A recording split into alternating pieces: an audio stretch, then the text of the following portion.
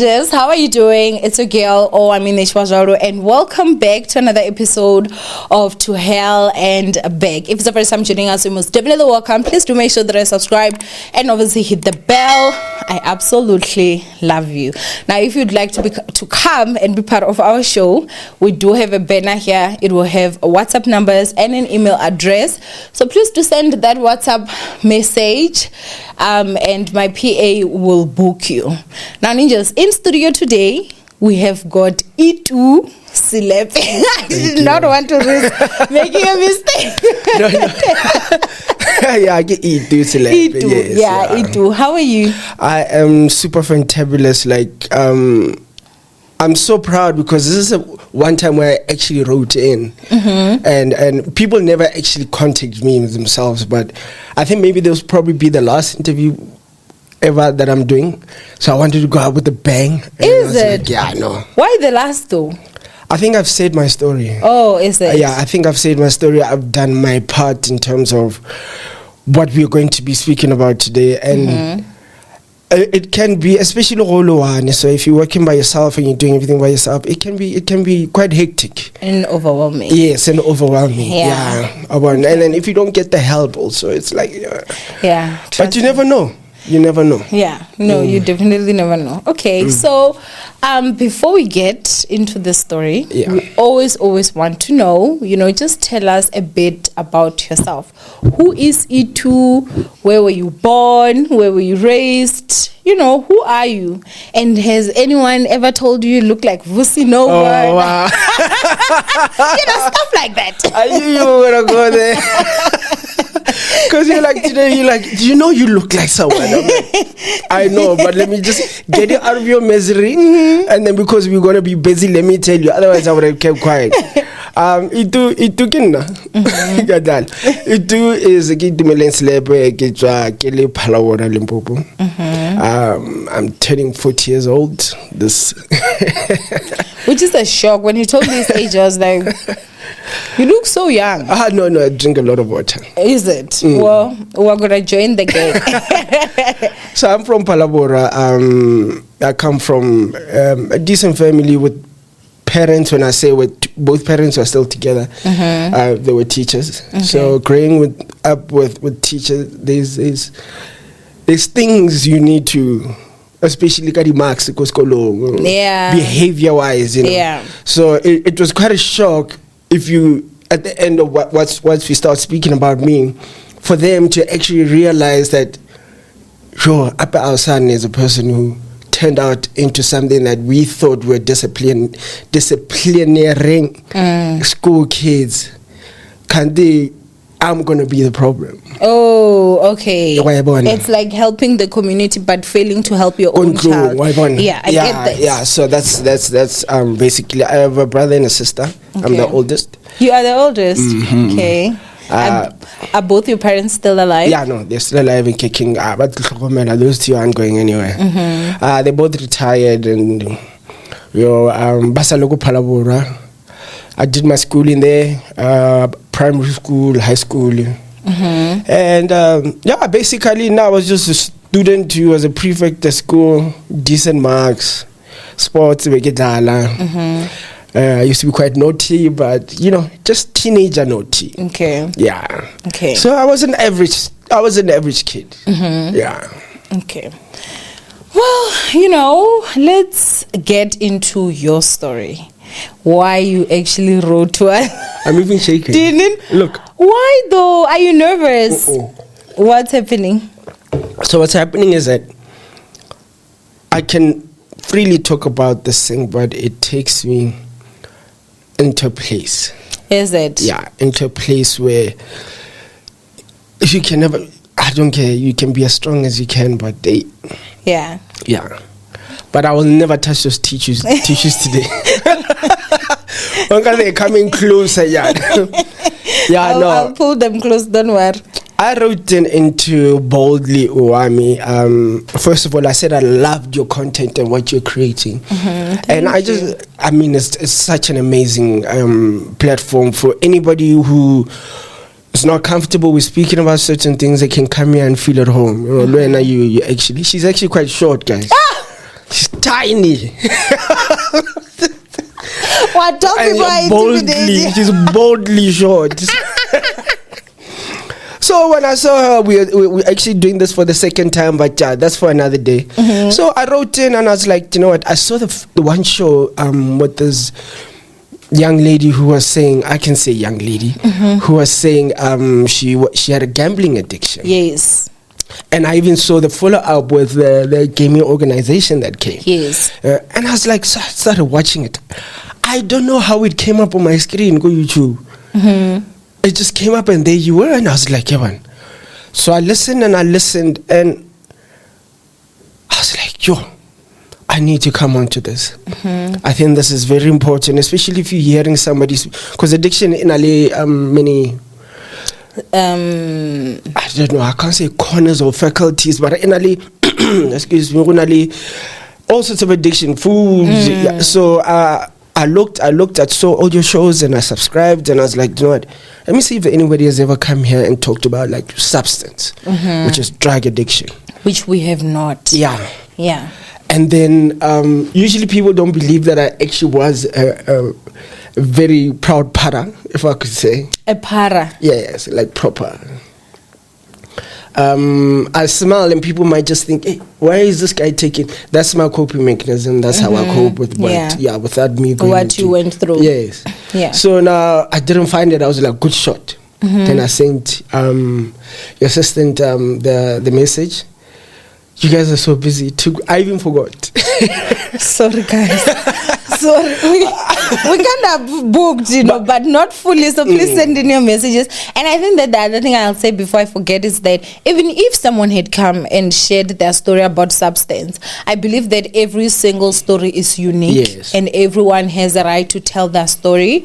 And that's why To Hell and Back is actually To Hell and Back, real people with real stories. So everyone's story is real. So just because he came to share about substance and you struggled with substance does not mean that you now can't come because someone has come. No, you can actually come because your story will always be different. Different at all. Because this topic actually, it doesn't choose. Owamie. Like I can be from Bryston, I can be from Palavo rural. Mara, Rofella the same, Rotuba the same drug. It doesn't discriminate. You don't get better stuff quality than me. Yeah, it's the same. The same places, we're going to go do the same things, we're going to steal the same, we're going to talk the same, we're going to lie, we're going to cheat, we're going to do everything the same. So I love when you just said, no, the stories are different, but it's the same problem. It's the same problem. Yes, yeah. So I think let's start with, I would like to just know, at what age would you say was your first time ever that you took drugs? 14. 14? Yeah, 14 years old. It was in 1999? Yes. Yeah, 1990. That was a very long time ago. But what type of a drug was it? I believe, to me, like, I started smoking weed. Okay, weed. Yeah. So weed is a drug, eh? You'd say it's a light drug. So, okay, yeah, it is something that will definitely like alter your mind. So that's the first sort of like entry level. Yes, it's entry level. We call some in my, because there are people who start with weed and just smoke weed. In my sense, and I just want to repeat everything here says my opinion. Please don't judge me on what qualifications I have. No, it's me and what I've gone through. It was a gateway. It's the one that opened up the floodgates. Okay. Yeah. So now, from then onwards, that's when I started liking the sense of feeling not present. Okay, so at 14 years, you're saying you come from, basically a well-rounded family. Yes, both parents working, everything fine. What would you say was the reason why you even wanted to escape? Because it is an escape. Was there problems at home? Were you under any pressure? No, I wasn't under any other pressure. I think I was an adolescent. I was growing up, wanting to fit in, trying to be the cool guy. I did not have any sense of trauma that came with me acting the way I acted. Like people, maybe somebody was raped or sodomy. Like yeah. So with me, it was just, I got to high school and everything was just overwhelming. I went to a boarding school. And I remember the first time, this might be something small to somebody. My body started changing. I used to have what you call chronic pimples, but it's not normal. Okay, acne. Yes, acne. Okay. But it was chronic. It was like it needed. Yeah, so if I was having anything, maybe it looked like big. Yeah, really big. And if you remember, high school kids are not. They're not nice. Yes. Yeah, that's true. Yeah, no, they're terrible. And I kind of just ilang affectanyana. And I think that's the only one part where I could say that's where I became reserved. Yeah. So which means that's your trauma. Because remember, like at that age, looks mean a lot to us. Like when you're still young, you're facing your adolescent stage, looks mean a lot. And so if your looks are compromised and, then that means that's your trauma. It means that's the escape you wanted to escape from, maybe feeling those feelings, But then would you say that you also did, sort of like became friends with the wrong crew? Definitely. If you can't chill with people and expect that you're not going to be joining them, like you can't go to a barber shop and just sit there and eventually you're going to cut your hair. Then it was a weed, then the cigarette. Okay. Yeah, and this was my daily dosage. The cigarettes. Yeah, and the weed. Yeah, I was smoking. Your first puff was at 14. When would you say you now became a daily smoker? It didn't take long. I think maybe 2 months after then. So still the age of 14? Yeah, still the age of 14, yeah. Okay. So at the age of 14 now, you were full-time weed. And then cigarettes? Same. Because what you do is that you mix it. Okay. Yeah, so we mix a little weed to make it less. It's like it's much more smoother when you smoke it, unlike just having just a blunt. Is it? It's got a cigarette, like it. It's like a combination of drugs. It's like the weed and also the nicotine. Yeah, but this is the thing now. I don't know. You see, that's why I wanted to come here, because now there was this one guy I constantly bored from. Like I knew really like once it's coming now, because now you just asked me a very important question. It's like you said, how long did it take? And I automatically say 2 months, and that is a very short time to get into something. So there was a mixture of something in there, and I find myself now. Yeah, no, there was a mixture, definitely. Yeah, and then at 14, I was a full-time smoker. I mean, I was doing it at the break, the 2 breaks. I was doing it after school. So at boarding school, they would never like sort of police to check you guys? Now the boarding school I went to, you're very slick. When you start a certain lifestyle, there's certain things that you learn to adapt to. I mean, like for 2 years, I remember Nagile, Friday and Saturday detention because of just my behavior. I had a book thick like this, was just misdemeanors. So there was something like that was actually making me rebel, and which is what you're speaking about now, which I actually took for granted because maybe I'm a man and I just don't think trauma relates to me. Yeah. So even at the school, they weren't checking. Like what's going on. So you having a thick book like this with misdemeanors, did they ever contact your parents to say we're having behavioral issues? Did they come, and what was their reaction to that? I think my parents just kind of we grew up in an era where there's something and then you get punished. You what? You do something and then you get punished. Oh, okay. So now when I went to high school, I wasn't given the pep talk. I give a blame for anything I want. This is what's going to happen. High school is like this, blah, blah, blah. But when they saw it, it was kind of like, yes, a reprimand, but it wasn't something that was looked into. Okay. It was just like ustot. Yeah, ustot. No one really wanted to kind of like get into what is the deep problem. No. Did you then feel neglected as a child? No, I didn't. Okay. The fact that they weren't saying anything was perfect for me. Okay. Yeah, because I know now they're not disturbing. I want disturb. Okay. Only to realize that I needed that conversation.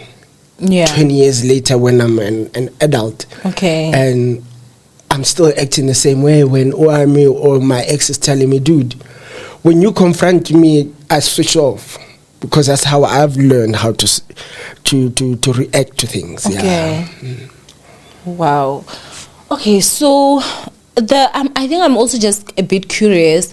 The dealer, was it somebody that was within the boarding school or outside the boarding school? Because this person is providing cigarettes and weed to a 14-year-old, which means they were also providing to other 14-year-olds. Yeah. It was outside. It was outside. Yeah, it was outside. The basic call from the school. It was just like a couple of minutes. But he was also a young person.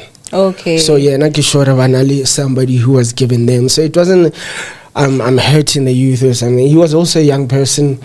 He was the one who would probably tell me, he's like, hey dude, you need to relax. What's going on with you? You were not smoking too much to a point where the dealer would say relax. Yes, and it's not the first time the dealer says that to me. Wow. So now I just assume that lifestyle was not cheap for a 14-year-old. No, it wasn't. To be buying cigarettes and stuff. So where were you getting the money? Remember, I grew up boarding school. So every time I got phone, there's always you need this, or you were always getting pocket money. But did your parents ever find out that you were smoking? They never did. No. Okay, so they really didn't have any reason to limit your money. Yeah. By Bonnie, I think maybe give it like grade 10, grade 11. Okay. And that's when they actually she was just disappointed, but I still continued to smoke. You'd still continue to smoke because now you're hooked. I am hooked. I am doing it to a point where it's like as a 16-year-old, 17-year-old, you wake up to have a cigarette. I mean, like that's old man stuff. Yeah. So Nali I got to that point. But the money was never. I'm not going to say it wasn't a problem. Yeah, you would get it. Okay, so now let's skip. High school, and now you are getting your first time, like this is actual real core drugs now. Yeah. At what age were you? I was 20. I was 19. You were 19. So you were out of a boarding school. Yeah, I was out of boarding school. So how it happened, it started with the weed, and then the cigarettes, and then ecstasy. Ecstasy is a pill. Yes. So what? If you don't mind, I also like to educate people. So hey, what is this? What's going on? Yeah. So ecstasy, it's an adrenaline pill. It's very small like this. Can last anything from 2 to 5 hours. You pop it. Usually people don't use it with alcohol. Okay. But like they don't. But they're only on water. Why don't they mix with alcohol? Because it has such a it's an upper. Okay. So alcohol is a downer. Okay. So it's like you're defeating the purpose now. Oh. Yeah, because it's like you're up, and then alcohol takes you down. But the second thing is that it dehydrates you. So you have to take water. Gone. It dehydrates you. Wow. So does that mean that's information that the dealer will provide for you? No, dealer doesn't provide it. You're so cute. And this is not funny. No, the dealer doesn't do that. And then I said to even before, yes, I know I'm laughing, guys. I am taking this with the stride, with the pinch of salt, because I'm trying to show you where I've been, and this is serious. Yeah. The dealer doesn't. Do you know how dealers work? I introduce you, get one born. I've got this pill, and I give you the pill. When I at home, they don't know that you smoke or you do anything. Now at my house, they know I smoke, so they stop giving me money. So what do? It's almost like a recoup in progress. Okay. Yeah, the same. So now we start smoking my money. Yeah, because when so when they find out, we get another supplier, we share. Yeah, share. And then what's going to happen is that you're gonna have to, you're functional in the beginning, but at some point maybe you're gonna be like, yo, I'm tripping number. So what I do is that I call the dealer, and the dealer, I say, well, Owamie is gonna call you, and then you meet. I what is this? I confirm. Okay. You are an insider. Yeah, you are one of us. Yeah. Okay. And then once I confirm, that's when you start going. And then you do the same thing. They find out, you get caught, you recruit other people. It's like a recruitment it's constantly happening. So it is very difficult for a me to just go to town and be like, hey, do you sell drugs? Yes. I want. Yes. So it means the surrounding really is very important because you are taken by people that are already. Yes. Wow. Yeah, it's a recruitment thing. It's like I'll talk about it also, but let me just say it. Also, what caught me about the show was Helen Beck is that now I believe the first time I took a drag or I did anything was I just literally signed my contract with the devil. God, well, I'm giving my life to you, and this is how I want to live. I'm bringing souls to you. I'm using a lot of lives. Eh? Yeah. Because you also introduce. Yeah, you're introducing. Wow. Okay, so ecstasy, you also had that. That was still when you were in high school. And the dangers of ecstasy, is that if you drink it and you don't drink water, you can die. You dehydrate. Yeah, so dehydration, okay. I don't know the terms, but it can have an effect on your organs. Yeah, okay. So once you start drinking alcohol, you know what happens in the morning. You also want water. So yeah, contradict. Okay. Yeah. And then now, let's talk about the first day you took your first, like, real, I know these are drugs, but like this is hardcore drugs. Please just explain to us, like, leading to that day, what had happened. Even my stomach started growling. Sorry. So what happened was that in 2004 during my first year go UJ. Okay. So there was a friend of mine who came, go Bramfontein. He came and then we went down. Bramfontein, how it works is that I was almost borderline Hillbrow, and then when I Bramfila go neighborhood what. So that's where we went. And then as I got there, he parted ways. He went his way and I went mine. But I went to a pub. I was 19, 20 then. I went to a pub around the corner. I give I have student money, so I don't have much, so I sit down. So I drink maybe, I think it was 2 beers. No, the Springboks were playing. It was in June, so June, it was cold, I remember. So I'm finishing off the game, and then I just see this hot tot and a beer come again. I'm like, hey, dude, no, don't worry, that guy bought. I was like, so I look, you know, students. You can give me poison food, I will eat it. Yeah. You know. We're very different. So you put it down, or it's laced, I didn't care. I fed and he brought another one. The next thing, I'm sitting with him. I'm 19. This guy is 52. He's 52 years old, and then run. But I get drunk. Like stupidly drunk, sure. But it's not like lace drunk. It's kind of like I am finished, you know. So well, once I'm finished like that, it's like she says to me, sorry. No problem. I asked him, so he was a manager of the hotel. So the pub is at the bottom, he's a manager on top. I'm like, dude, I've been drinking the same amount of thing, but why aren't you drunk? Is it like a thing? Are you all? He says, no, I want to go show you. Let me go. Are you sure? I'm like, yes. Sharp. This is the 4th floor. I still remember. It was a penthouse. So we walk in. He takes out a mirror, puts it on the table. Now, this is 2004 now.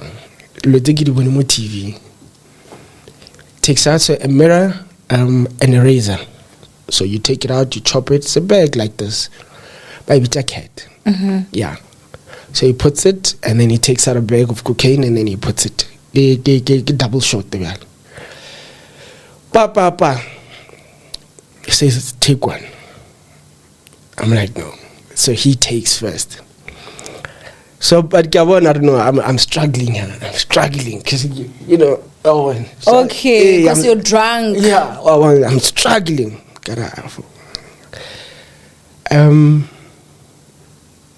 When I took that line, even, and I'm gonna be quite explicit here. There is no feeling in this world than that first line. No bums that you can buy from a strip club. No, nothing. There is no, like I'm telling you right now, and I'm not prompting people to go try it because in a little consequences that you'll hear, but it took about 5 seconds to 10 seconds. I felt like I could take over the world. Seconds? Yeah, seconds. Yeah, and the heart started beating. The people start dilating. Like when they're dilating, like are you seeing things bright? Definitely. Clear? The lights, everything, the smell. I couldn't even smell what was going on. I think kitchening. Everything was super emphasized, supersized, like the biggest McDonald's burger you'll ever find. Everything just became. And I looked at him. I'm like, what is this?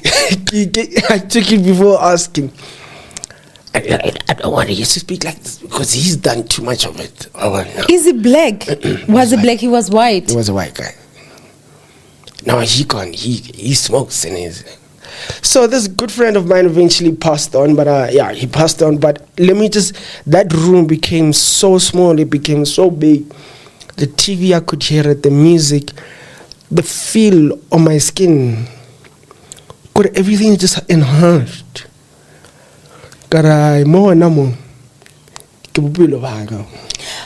I'm so interested in, I feel like a lot of people, not everyone, and don't try it, but there are a lot of people that have experienced with weed. Mm-hmm. You have experienced with weed, and you have experienced with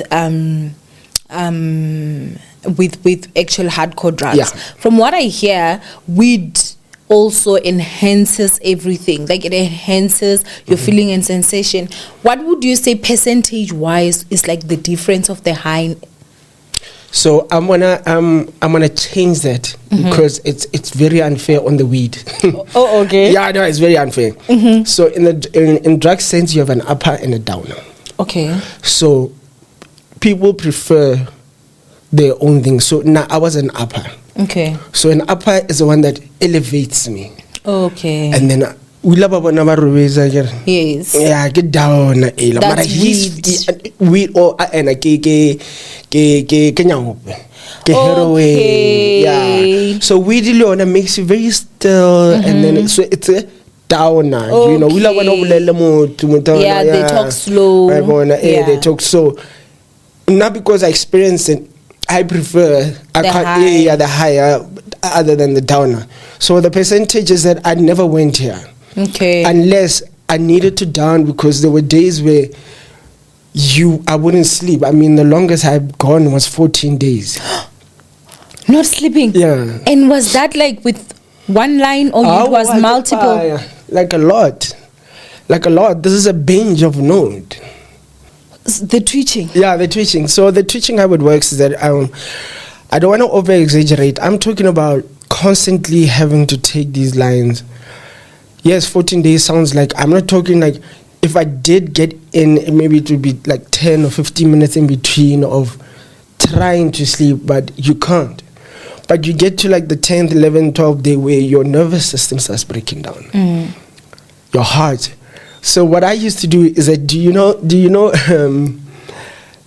that your heart is pumping, but it's not, it can't handle the flow. You're almost about to have a heart attack because you are so high, So what happens is that do you know what happens when you sneeze, ne? Mm-hmm. When you sneeze, you literally your heart stops. Yeah, for like, that's why they say bless you, because you die for 1 second. Is it? Yeah, that's why I bless you. I sneeze a lot. Yeah, what does that mean? That's why you can never keep your eyes open when you sneeze. It's almost like okay. Yes. So what happened is that when the heart was pumping so much, I needed to make myself sneeze, so that it can start from. I would do it for hours on end. So it would go like you could even feel it here. We born. Is it? Yeah, and then I'll have to sneeze so it can go good. And take a break again. A bit. So what would you do for you to sneeze? Do you want to see? You can sneeze on. Yes. Okay, please do it. Pass me that. What, the tissue? Yeah. Okay. Just do or die. So I'd be like this for.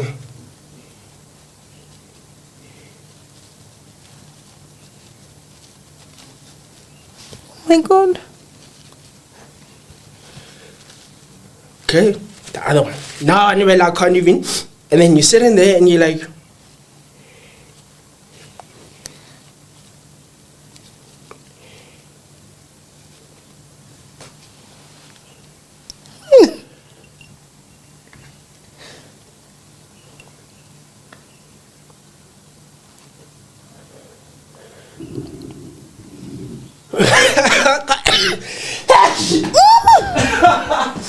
Finally.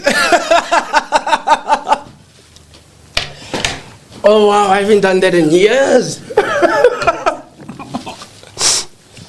Oh my gosh. Yeah.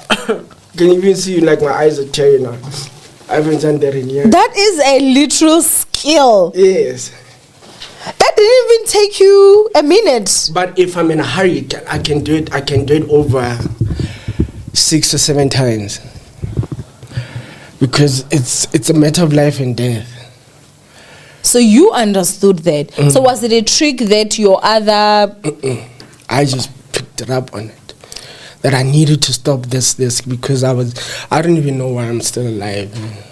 So that's what I picked up. So the twitching will come, and then if you sleep, 2 or 3 days, you're out. You can sleep for 2 or 3 days? Yeah, straight. Raid your mom's fridge, raid everything in the fridge. Eat. Like so does it give you appetite as well? Remember, I haven't eaten. Oh, in like what, 14 days? I'm actually going to send you a picture. You might just put it somewhere here on the side of me in my proper time. Yeah. So you haven't eaten. That's all because your system doesn't allow food. That's all whenever you maybe discover, I see like literally lights. I would never pop. I went through a braai and I didn't eat. Like with the looking at body. But then, so when you're not eating, are you not feeling hungry? No. You don't feel hungry? Not at all. Is that why you lose weight? Yes. So there was a pill a couple of years ago, I think, barking Jeremiah or something. So that ingredient, just something that Jeremiah can never inside of there because it suppresses your appetite. If you had to ask me what's in cat, I wouldn't be able to tell you because I don't want to know. Because they need to stop me from taking it. Yeah. Where does coke come from? How does it come in the country? Through somebody's what? But you don't care. Oh. You need it. Okay, so now I want us to actually so that we can have sort of like a timeline. Yes. You take that first line with that white old man, and then from there, you are a student, which now coke is more expensive. We're now in the big leagues, you know. How do you then start to maintain that lifestyle? How often did you start now taking it? Excuse me. So, Kathy, I can't say unfortunately, but it's not an immediate addiction. Okay. So people mustn't. I'm giving away too many things. People might just start doing it to lose weight, but it took a couple of years. So, but just to answer the question is that now I would do it only on Friday and Saturday. Kia, okay. I just go to him. You would go to him. But then what was you guys' relationship? I promoted to Sue a couple of days later. Accurate gives you a very high sexual drive. You do know that, right? No, I don't. Yeah, I know. You get an extremely high sexual drive.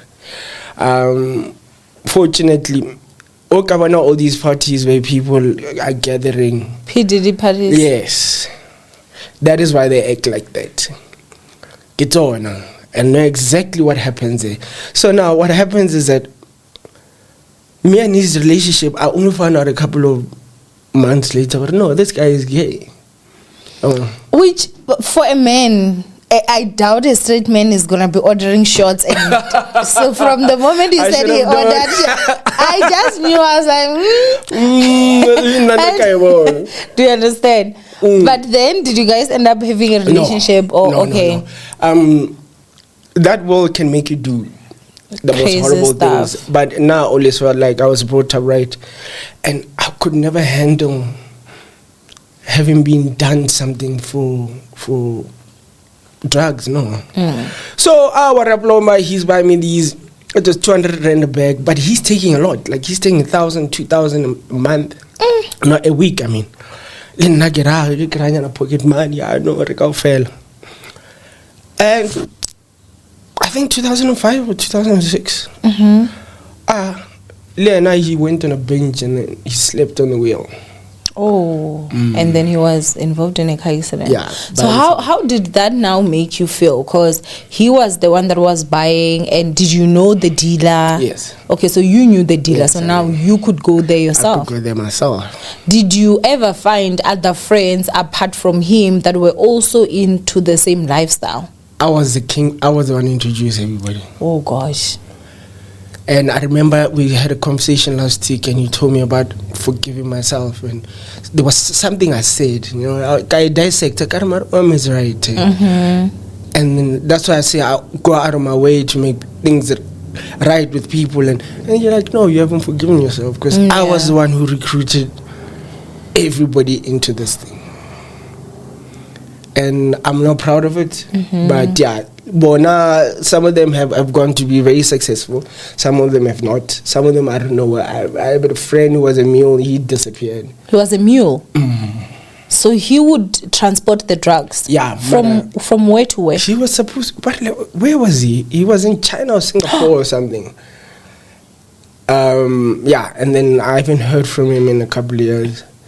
And then there's also one who also got paralyzed. Yeah. Very good friend of mine. Was it due to an incident that happened because of the drugs? We don't really talk about it, but I think when a little paranoia when you're on them, especially after 4 or 5 days, you feel like somebody's following you. So I think he was trying to run away, or he was trying to get hijacked. But I feel like they got the drugs. That whole spinal was shut. So yeah. Okay. Okay, so now let's discuss you now getting with a partner. So at this time, you are obviously addicted, but after this guy passed, because remember you said you used to do it like, weekends. Yeah, weekends. But now you have got free reign, you can just go and get them yourself. How often were you now doing them after this guy passed away? Now it started going into like in the beginning, really Friday, Saturday, Sunday. I'm talking about 2007, 8, 9. There. I was doing them on weekends, rarely during the week. Okay. I had a person at that time. If I could give anybody advice, if you find a partner that is doing substances or drugs, don't be a hero. Don't be a hero. Get them help if you can, but don't you're gonna look back 10 years in this person. It's pure selfishness there. You're not gonna do it. There is nothing. You will always come second. It's like a mother with a child. If I find a mother with a child, I know you do. I will always be second, even the years. So, with that being said, is that it was just ups and downs, and I don't even remember some of the stuff. You were too high. We met you at this place. You will see if when this post, you'll see on the comment section, people will be like, "Oh, we haven't seen this guy in a while," or "Oh, what, so."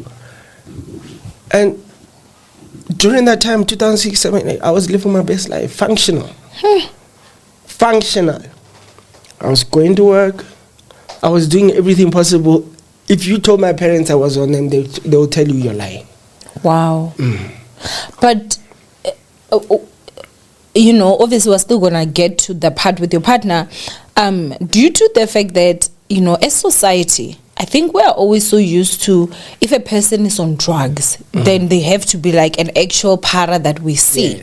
Do you understand? We rarely see the functional part of addicts. What would you say, maybe if I'm meeting a guy and I don't know, because I feel like they might be good at also hiding it. What might be, maybe you can say, these are 3 red flags that you should know this person is actually on substance? The first one is they're always in trouble. Petrol, I'll pay you next week. There's something. There's always something. Okay. But one of the, if I could say 1 and 2, is money. Money, you never actually see the money. There's always a problem. Okay. Yeah. That's the first one.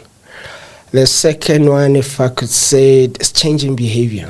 Okay. Yeah, like have you been with the partner who cheats? Before I know Utoma a fight on a Thursday, Wednesday. So okay. on So a Friday, Saturday, I'm out. We're fighting. This fight has to be very, very hectic so that you can't even call me. Okay. Yeah, got unnecessary fights. Okay. The third one, while I was in it, was lies. No, they believe without glitching that this curtain is brown. You will get to a point where you just get tired as a person and you don't want to fight anymore. And a woman is such a delicate, like or you stop. You move on. Like there's no coming back. Yeah, but those 3 things, it's lies, it's a money, unnecessary fights. Unnecessary fights. So those are the so-called functional stages. Okay. And then after that, go on the loss of things. Loss of weight. Loss of weight. The camera, snacks, it's gone for a whole weekend, comes back with no petrol. Phone, it's no longer a smartphone. Wow, stuff like that. Yeah, stuff like that. Okay, so now please share your journey. So now you're in a relationship. Did you love her? Yeah, I did. So you were able to have emotions of love even though you would be on drugs? Yes, you do have emotions of love, but they're very selfish. They're very one-sided. Yeah, like you don't keep a job. Love is thrown around a lot nowadays. Like if you're gonna say you love someone, I would have stopped. Somebody would have said, "Dude, for her, hey, yeah, for her, So it's like I was just caught up when I was young. So, but generally, yes, that's why you were in love. Yeah. You did say that it gives you a high sex drive. So would you say you were still having a high sex drive? No. Why? Because your organs don't work. I'm sorry, guys. We're trying to get what? So they don't work. So you've got a high sex drive, but your organ is not working. But I was busy the whole night. Bali physical stimulation, nothing. And then how do you feel? Because you want to do it, but so you actually really don't care. So what people do is that they maybe the Viagra so okay, and then it will for that time. But it's very dangerous because now your heart is pumping and you're using these substances, and then you're trying to go long rounds now. Yeah. So I want to know, you can possibly have a heart attack or something can happen. Yeah. So usually people, what they do, or in my stage, that I said my own opinion, is that you never have actual physical with your partner. That's where the porn starts coming in. The pornography, and watching it excessively, the nastier, the better. And so when you were watching this, the pornography, would it then get your organ to work? Your organ would still not work. Yeah, but you can can satisfy yourself. Like you mean to a point of finishing? Yes. Even though it was never up. And the masturbation sessions, that can be long. They can be long. And then you'll find that's why to go to strip club. Like this cloud is so big and it's so broad. Like it touches everywhere, churches. So, no, maybe somebody's going to work at 7. They'll find you in the same spot at 7. 12 hours later. Do you lose track of time? It moves very fast. Time moves very fast. Very, very, very fast. And then now my dealer, I'm bored back in my days, but thank you, Lord. He had operating hours. Yo. So there was certain times you must wait. Like 3 a.m. Yeah, 3 a.m. You must wait. Did you expect this guy to work 24/7? But now. So do you know how they transport it now? By the mailbox. So you just leave money in there, and then they come by your house mailbox, and then he'll tell you it's down, and then he comes up. That's how they transport 24 hours. Wow. So now let's talk about, okay, so that we can just close this part, I wanted to know, how did that then affect your relationship with your partner? I mean, that's one of the most important things in a relationship. Yeah. Even if you're not giving any physical, but the person can also think, honey, is there something wrong with me? Yes. Yes, and it can really affect, especially if it's a woman or even men. Mara, a woman is more likely to be like, is it me? And did she know that you were on substance? Yeah, definitely. Oh, she knew. Definitely. So did she also then maybe know the side effects? No. She did not know. Now I started doing the stuff when people didn't even know. They just thought I was just a very energetic person. Okay. 2008, 15 years ago, was a long time ago. Yeah, it was. So then, how did it affect you guys? Like, how was her reaction? There's some people who just build differently. Yeah. They're really caring people, and then she was one of them. I'm not a bad guy, I just made some really bad decisions, which I could not come out of. And fortunately, you do get partners or you get friends who be very supportive. Because I'm sure they also are going through similar situations, like some of your friends that were doing substance with you. Yeah. Okay. They don't last, yeah. Do you know why? Because now I'm turning 40. If I started doing drugs when I was 19 or 14, or hard ones now 21, my emotional intelligence is off when I started doing them. Even reasoning capacity, it's there.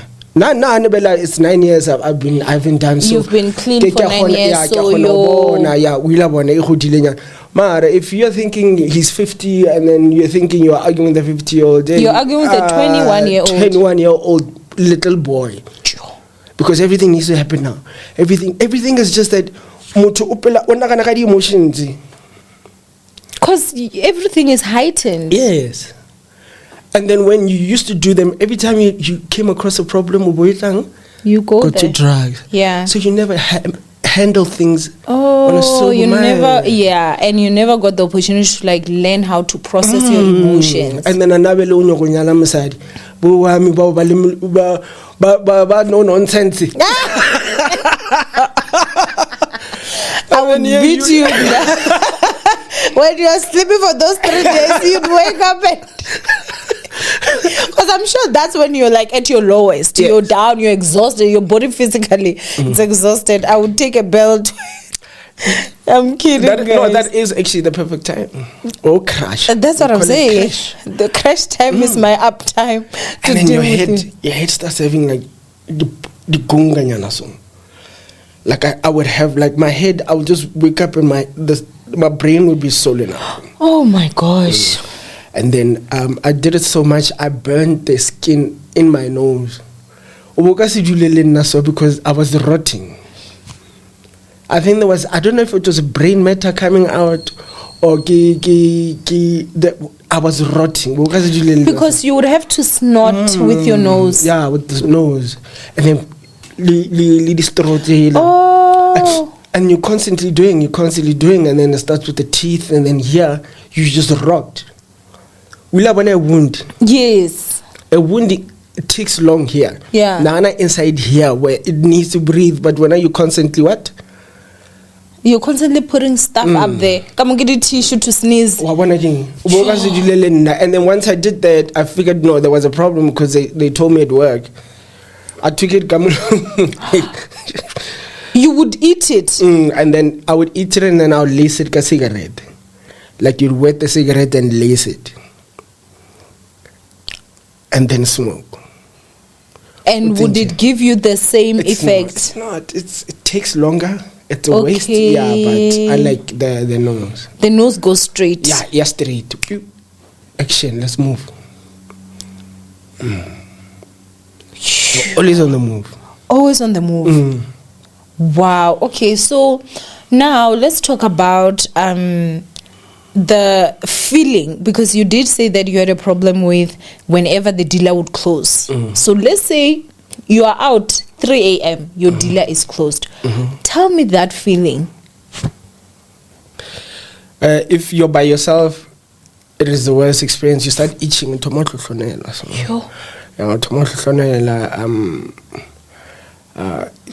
just become very irritable. Wow. Because now your body needs it. It's been feeding off this. Yeah. Yeah. You just wait. You wait. Up until if he decides to wake up maybe at 6. There was a time he was arrested for 2 weeks. Was cancer. Yo. I think I lost my shit. I lost my mind. Guys, I'm so sorry. You know what's making me mad? Is the fact that you are complaining on like 3 a.m. You cannot wait for that 6 a.m. 2 weeks? She was gone. You'd bend the whole country down. And then I started buying from other guys, but the other guys were not the same, you know. It was not the same stuff. It wasn't the same stuff, so I stopped for a little bit. Kayama. And then I called him one day. So his phone, what happens is that it was so funny. When your phone drop, but you must wait a few seconds. Then it starts ringing again.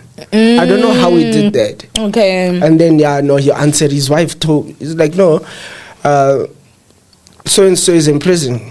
Nigerian person, obviously. Oh, so your dealer was the guy you used to buy from was a Nigerian guy, and then the wife South African. No, Nigerian as well. Okay. So after that, I called him one time. On a Sunday, I'm like, no, stuff this. Come phone and he's like, hello. You were so happy. Wherever I was, I didn't even. I just packed up and I left. I go Bedford View. That's right. And you went there. And I went there. That first was probably almost like the first one that you took then. And then now I'm doing cat and heroin. Mix, baby, brown. Why were you now mixing? Would it give you a bigger high? Did you not say heroin was a downer? Yes, but remember, heroin is very addictive. Okay. So by telling you inside the cat, so it can be very potent. Okay. Yeah. So this guy knew how to mix it well to a point where it will hook you faster and keep you coming only to me, because he's the only one that would know exact amounts to mix. Yeah, Hence, the other guys did not was not the same as his. Whenever Beisha, so dealers Okara Beisha offer it to Beisha of brown. Okay. So now it got to a point where everybody was going to the brown stuff now. Okay. Yeah. The brown stuff, oil crash and the smell, you can smell it from afar. And it burns, but the first one it burns. It's like it burns your when you smoke it. When you smoke it. And after a couple of minutes, and everything is going in. Then now we mix like a crystal, and then I'd go. If there was cocaine, crystal. I'm really busy. But then now, how are you balancing all that with a work, with a job, you know, a relationship? How were you now functioning, or was it the time that you were starting to now crash? So now, that's where at the end when I became like a full-blown. Yeah. No, because I'm still looking after myself, but I'm an addict now. Okay. Like I needed to function Monday to Monday. So you needed to smoke Monday to Monday. So how much would you say you were spending in a week? 2,000 to 3,000 rands. That is about 12,000 rands a month. Please don't remind me. It could be $1 million now. Sure. Would he ever give you discounts? No. That man, I don't know how much. I think it was 40 or 50. Excuse me. And then I went back to him and he said, no, straight in your eye. Do you know why? Because he knows.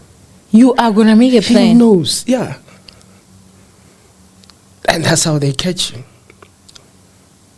Getting you hooked is the most important part. So this Nigerian guy that was your dealer is the same guy that was introduced to you by the white guy that passed. No. So how did you get to now know about this Nigerian one? A recruitment process. So you exchange dealers, and then you find the one that you like best, and then you're like, hey, this side, and so it's like a business plug. Oh my gosh. So this one knows this one, and then you move. Let's say Gidula Breinstein, and then next year, because I got fired because I stole something. Yeah, you're moving there. So there's another dealer there that someone knows. And then I must try taste the stuff first, or somebody knows, and then you start that process, and then it's just almost like everywhere. Mara na quality stuff. I did some crazy things, Mara. You did not go to Nyaope. Nyaope is a downer. So heroin, yes, heroin is Kinyaope. Heroin Kinyaope. So it's a downer. If you want a piece of a heroin, give them cat. Lola from here until next year. Because that's not the high that he wants. He wants the low. Yeah. But I've never. Okay. Yeah, I've never. Okay. So now, you okay? And all these guys now, I don't know, like I've been watching your shows, and I've been watching, I have an organization, so I learn each day to understand what is trending, what is going on. And I've seen something that's very trending. Yes, I wasn't forced to do something which I didn't want to. But these guys have no souls. Yeah. Our brothers from the north with the green and white flag. Anything for money. Anything for money. I even know how to speak like that. So you were saying that within like you guys, this group, all the dealers that you were coming across were actually Nigerians? Yeah, they were Nigerians. Okay. Yeah, no, I think it was, it's almost like a haircut. I would go for a Ghanaian guy. Yeah. Yeah, like for me, like you, when you want braids, you probably go for somebody who's from like Zimbabwe. Yes. You see what I mean? Yeah, like you would know. Yeah, you would know. They know exactly what is happening. Okay. Yeah. But then now, what I want to know is that, you know, this guy, I'm sure he got arrested for drugs. He was only arrested for 2 weeks, and then he was out, and then life continued. Definitely some messy stuff were happening within the law officials themselves, right? Okay, we're not going to get too much on that. But please just tell me, how did you ever get to a point where you were now living in the streets? No. Okay. No, I was very fortunate enough, especially like as I said, I was with somebody. The only time I lived on the street was when I got kicked out. By her? Yeah. How long were you guys together?